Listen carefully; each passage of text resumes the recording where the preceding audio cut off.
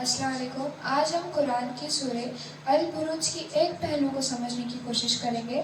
تو آپ ہمیں بتائیے بروج کا مطلب کیا ہوتا ہے؟ بسم اللہ الرحمن الرحیم. اللہ تعالیٰ سورہ البروج میں بروجوں والے آسمان کی قسم کھا رہا ہے. تو بروج جو ہے یہ برج کی جمع ہے، اور برج کا مطلب ہوتا ہے ظاہر ہونا، اور برج کا مطلب ہوتا ہے بلند عمارتیں، بلند جو ٹاورز ہوتے ہیں اس کو بھی برج کہا جاتا ہے. اور بروجوں والے آسمان سے مراد ستاروں والا آسمان بھی ہوتا ہے. جی، اس سورہ میں اصحاب الاخدود کا بھی ذکر کیا گیا ہے. اصحاب الاخدود کون تھے؟ جی، اصحاب الاخدود کا واقعہ کچھ اس طرح سے ہے کہ ایک کافر بادشاہ تھا. اس کے پاس ایک جادوگر تھا جو اپنے فن میں بہت ماہر تھا. جب وہ بوڑھا ہو جاتا ہے تو بادشاہ کے پاس آ کر کہتا ہے کہ مجھے ایک ذہین اور ہوشیار لڑکا دے دو جسے میں اپنا علم سکھا سکوں. تو بادشاہ پھر اپنی رعایا میں سے ایک ذہین اور ہوشیار لڑکے کو اس کے سپرد کر دیتا ہے اس کا علم سیکھنے کے لیے.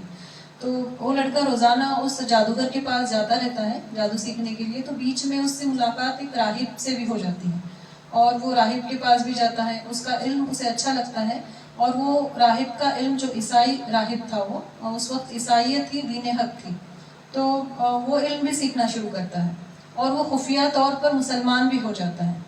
تو جادو کا علم بھی سیکھتا ہے، یہ علم بھی سیکھتا ہے. تو ایک مرتبہ راستے میں ایک بڑا جانور جو ہے لوگوں کا راستہ روکے ہوئے رہتا ہے، اور لوگ اس پر قابو نہیں پاتے رہتے. تو یہ لڑکا جاتا ہے اور ایک چھوٹا سا پتھر اٹھا کر اللہ سے دعا کرتا ہے کہ اللہ اگر یہ راہب کا دین سچا ہے تو اس جانور کو اس پتھر سے ہلاک کر دے، اور اگر جادوگر کا دین سچا ہے تو ہلاک نہ کرنا. اور وہ پتھر مار دیتا ہے. جب پتھر مارتا ہے تو جانور ہلاک ہو جاتا ہے. جیسے ہی جانور ہلاک ہو جاتا ہے سارے لوگ اس لڑکے کے گرویدہ ہو جاتے ہیں، اور اس لڑکے کے دین کو سیکھنے کی کوشش کرتے رہتے ہیں. اور وہ لڑکا جو ہے کوڑی کو بھی اللہ کی کرامات سے وہ لڑکا جو ہے اس کوڑی کو بھی ٹھیک کرتا ہے، پھر نابینا شخص کو روشنی عطا کرتا ہے. یہ سب اللہ کے اذن سے تھا. اللہ تعالیٰ نے اسے کرامات عطا کی تھی، اس کے ذریعے سے وہ سب کر رہا تھا. تو لوگ اس کے دین کو قبول کرنا شروع کرتے ہیں. جب بادشاہ کو یہ بات پتہ چلتی ہے تو بادشاہ دونوں کو بلواتا ہے، راہب کو اور لڑکے کو. پھر راہب کو قتل کروا دیتا ہے، اور لڑکی کو بھی قتل کرنے کی کوشش کی جاتی ہے، مارنے کی. اس کو اونچائی سے گرایا جاتا ہے، سمندر میں پھینکا جاتا ہے، لیکن لڑکا جو ہے مرتا نہیں. تو پھر لڑکا خود ایک تدبیر بتاتا ہے، کہتا ہے کہ میں تم کو تدبیر بتاتا ہوں، تم مجمع کو جمع کرو اور اس مجمع میں اسم رب الغلام کہہ کر مجھ پر تیر چلاؤ، میں مر جاؤں گا. تو جیسے ہی وہ بادشاہ اس طرح سے کرتا ہے تو وہ لڑکا ہلاک ہو جاتا ہے، مر جاتا ہے. تو مجمع جب یہ دیکھتا ہے تو سارا مجمع جو ہے اس لڑکے کے رب پر ایمان لے آتا ہے.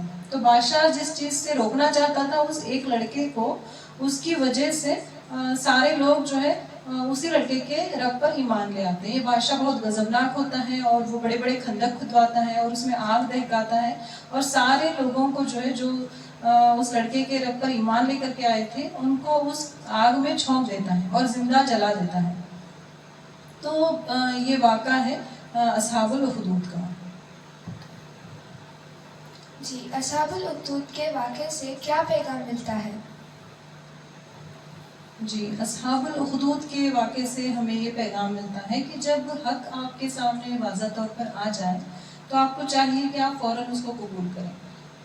چاہے پھر اس حق کو قبول کرنے کی پاداش میں آپ پر آزمائشیں آئیں، آپ پر مصیبتیں آئیں، آپ پر جو ہے پریشانیاں آئیں، اس کی آپ پرواہ نہ کریں. بس استقامت کے ساتھ اور صبر کے ساتھ ہر اس مصیبت کو آپ جھیلیں، برداشت کریں جو اس دین کے قبول کرنے کے عوض میں آپ پر ڈالی جا رہی ہے.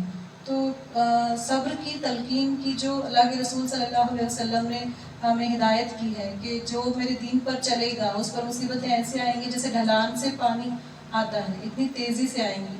تو اس واقعے سے بھی ہمیں یہی سبق ملتا ہے کہ ہم پر ایمان لانے کی پاداش میں اگر کچھ مصیبتیں آتی ہیں تو صبر کے ساتھ، استقامت کے ساتھ ہمیں اسے برداشت کرنا ہے.